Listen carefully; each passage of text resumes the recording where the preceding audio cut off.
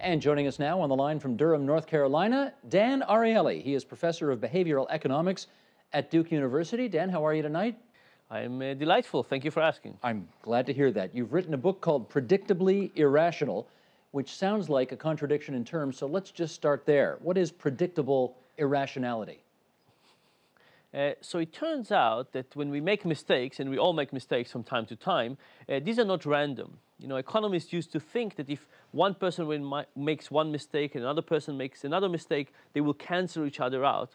But as it turns out, this is not the nature of mistakes. Instead, we all make the same mistakes over and over, and different people make mistakes, the same mistakes over and over, and that, of course, compounds in the market rather than eliminates the problem. Indeed, this is particularly a germane phenomenon given the economic troubles we all find ourselves in these days. So let me follow up on that. Your book deals with behavioral economics. What makes behavioral economics different from, say, regular economics? So in standard economics, people assume that people are rational. Everybody is rational, and as a consequence, what we have in the reality, in the market, is an optimal behavior, it is an equilibrium behavior. Instead, in behavioral economics, we don't make any assumptions about how people behave. We just say, let's experiment. Let's find out how people actually behave. And what we do is we put people into different tests, sometimes lab tests, sometimes field tests, and we see how people behave. And as a consequence, and because we find that often people do not succumb to the prediction or assumption of rational economic theory, we have very different prescription and descriptions. And you know, this year has been a terrible year for the economy. There's very little good to say about this year from the economic perspective. The one light of ray is that it's been very good for behavioral economics. So when Greenspan came in front of Congress and basically said, oops, sorry, I thought rationality would save us, and it didn't, it got a lot of people thinking that maybe our discipline, behavioral economics, which was always kind of an ugly stepchild of economics, maybe it has something more important to do. But again, on the face of it, it sounds like it doesn't make sense that people wouldn't be guided by making rational choices. So why would we not be guided by rational choices? Well, so there are many reasons. It turns out that there's one way to be rational, and there are many ways to be irrational. I'll give you a couple of examples. Let's think about emotions, for example. And emotions are kind of strange, and they're not a part of the economic theory. Now, imagine you were an animal in the jungle 3,000 years ago. You're walking around, and you saw a tiger. What do you want to do? Do you want to start saying to yourself, what's the cost of running? What's the benefit of running? Why should I stay? Should I go? Let me take all the options, consider them, and decide what to do? No. What you want is a system that takes overthinking, that replaces thinking with something that gives you a simple commandment that says, run as fast as you can. That's what emotions do. They don't start from within us. They start from the outside world. And once they invoke something into us, it's almost like an executable program. We just do it. Now, we still have emotions, even though we don't have that many tigers running around. Now we have other things. We get upset when somebody cuts in front of us in line. We get upset at home. We get emotion invoked when we go to the supermarket and we smell the smell of fresh baked goods. All of those things evoke emotion in us. Replace thinking with something different, which is an executable plan, and it has nothing to do with rationality. So that's one example of something that is just not a part of the economic theory, but you can think about how from an evolutionary sense would be perfectly reasonable. Let me give you another example. It turns out that we human beings are social animal. The economic theory is basically a selfish theory. It says that I would try to maximize my own self, and by doing that you would maximize society welfare. But here is an interesting experiment we call the trust game. So I'll tell you about the trust game with revenge, and what it means for the stock market. Here's the trust game. You have two players, player A and player B. You give both of them $10, and you say, look, if player A decides to go home, you both go home. The day is over. You each made $10. If player A decides, they can send their $10 to player B. When player B gets it, magically the money quadruples. So if player A sends it to player B has now $50. The 10 they got from player A, which quadrupled to be 40, plus the original 10. Mm-hmm. Now player B can decide to go home with $50. A would go home with nothing. Or they can decide to send $25 back to player A, in which case they each will have $25 and everybody will be happy. Mm-hmm. Now, if you're player A and you don't see player B, you don't know who they are, would you think that they would give you back the money? If you're rational, if they were rational, you would say never. Player B will never give me the money back, so I'll never send him the money. And if you do send him the money, he will not give you the money if you're rational. But the good news is people are too trusting and too reciprocating. There's a good chance that player A will give the money to player B, and there's a good chance that player B will give back half the money to player A.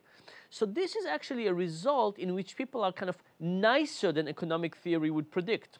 Economic theory would predict everybody will go home with $10. In reality, they will both go home with $25. That's one point. The second point is, imagine yourself in the position of player A. You gave the money to player B, and player B left without giving you the money. And now I give you a choice, and I say, look, I know you just lost $10, but for every dollar you would give me, the experimenter, from your own checking account, I will find player B and I will take $2 away from them. Now think about it. If it was you and somebody just walked away with your money, would you spend some of your own money to take revenge at that other person? You might be inclined to do that.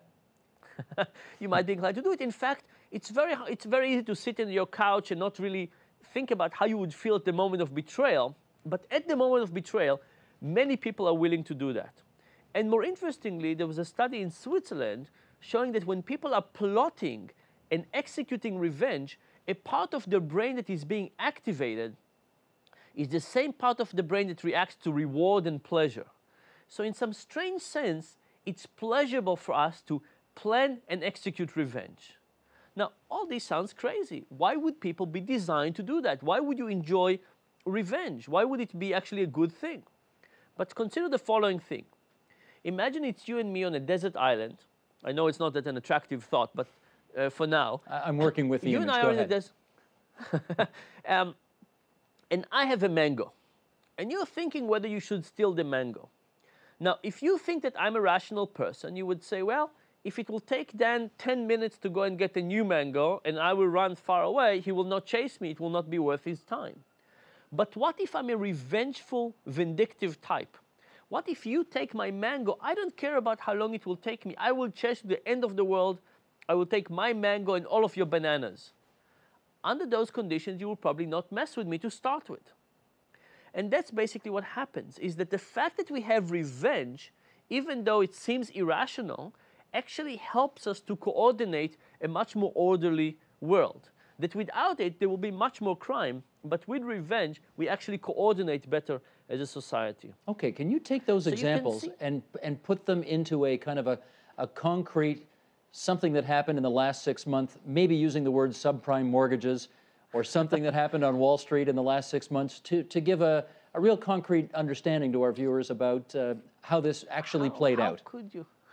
How could you connect something like anger and revenge to the Wall Street? I'm not sure it's possible, but let me try.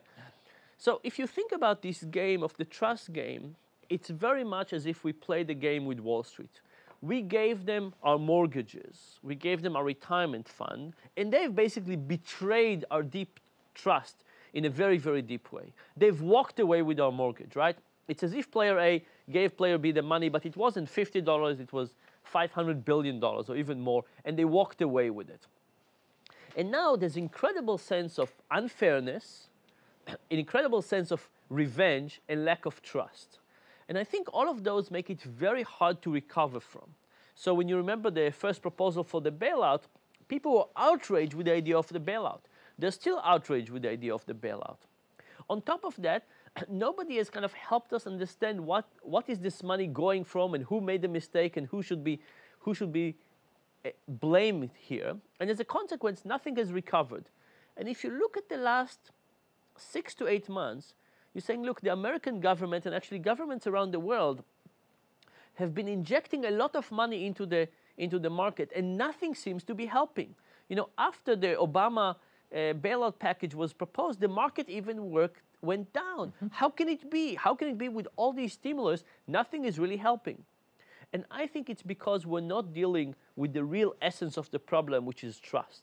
I mean, think for yourself. If you had some money today, where would you put it? Which bank would you trust? Nobody. Now, if I was the economic czar, by the way, what would I do? I would realize that trust is a very hard thing to fix.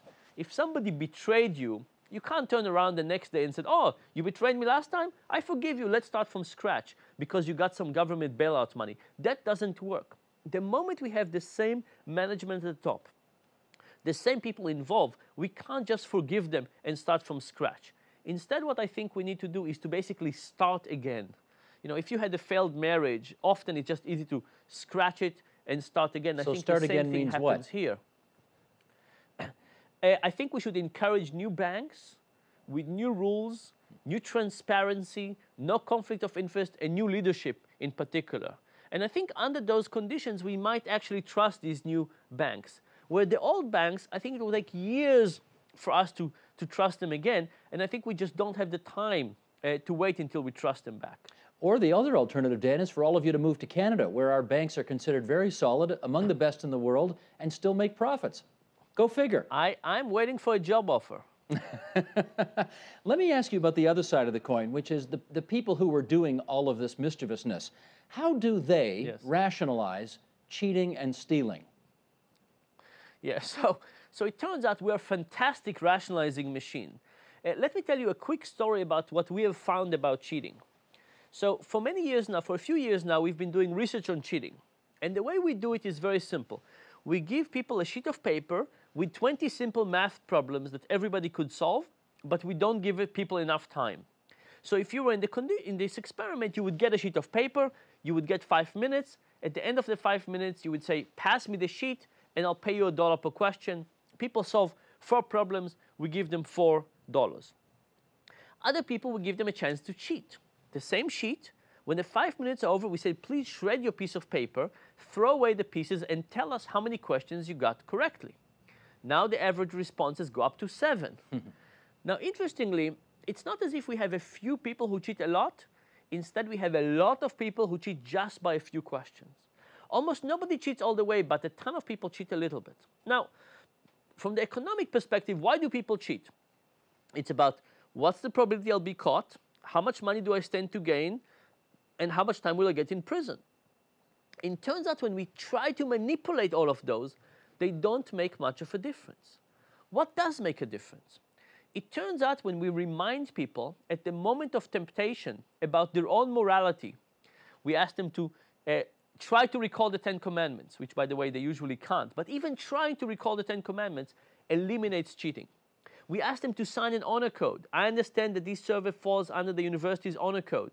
They don't cheat, even if the university doesn't have an honor code. But here's the most interesting thing. We asked the question of how do we get people to cheat more? Now, not that we really want to cheat them more for the experiment. So we had the same condition. A third of the people gave us the sheet. A third of the people tore it up, came to us and said, Mr. Experimenter, I solved X problems. Give me X dollars. We paid them 7. The other third, the more interesting one, they came to us and they said, Mr. Experimenter, I solved X problems. Give me X tokens. We paid them in tokens. Then they walk 12 feet to the side and change a token for $1. Basically, what we did here is we introduced another step between the person and money. And the question is, will this release people from their moral shackles? And to think about it for yourself, imagine, would you take a pencil from work home? How would you feel about it? Compared to how would you feel about taking 10 cents from a petty cash box? And could it be that because the pencil is a step removed from money, it makes people more comfortable? In our experiments, people double their cheating in that condition. So being a step removed from money released people from their moral shackles. Here's the final thing we did. We had a big group of students taking the test, and we prepaid them. So everybody had an envelope with all the money, and we told them at the end to give us back the money they did not make. But we also hired an acting student. Think Madoff. We hired an acting student. We asked him to stand up front after 30 seconds and said, I solved everything. What do I do now? Now, what will everybody else do? You saw somebody, presumably like Madoff, cheat in an egregious way, and the question is, what will everybody else do? The results, by the way, turn out to be very interesting. It depends on what kind of sweatshirt he was wearing. And here is the story. We ran this at Carnegie Mellon at Pittsburgh. Everybody was a Carnegie Mellon student. When the student was one of them, was a Carnegie Mellon student, and he cheated, everybody cheated some more. But when the student was from a rivaling university, University of Pittsburgh, and he was wearing a sweatshirt with University of Pittsburgh logo, cheating did not get up, it went down. Now, what do all these tell us about the stock market and this fiasco? It says that when we put people in conflict of interest, when you know it's good for your client when you see the world a certain way, but it's good for you when you see it in a different way, you will be able to see it in a different way. Imagine I gave you $10 million if you could look at mortgage-backed securities as a good product. You will be able to do it. That's the first point, conflict of interest. The more fuzzy and removed from money the medium is, tokens, derivative-backed securities, mortgage-backed securities, the easier it is for people to rationalize anything that is good for them. And finally, the moment that they see other people who they consider part of their in-group, or part of the group that they themselves belong to, cheating also becomes easier. Now, if you think about these three components, these are the three components we had in the stock market. Unbelievable conflict of interest, very fuzzy things. I mean, we still don't know how much mortgage-backed securities are worth, and you saw everybody doing the same thing. And all of those are tickets for recipe.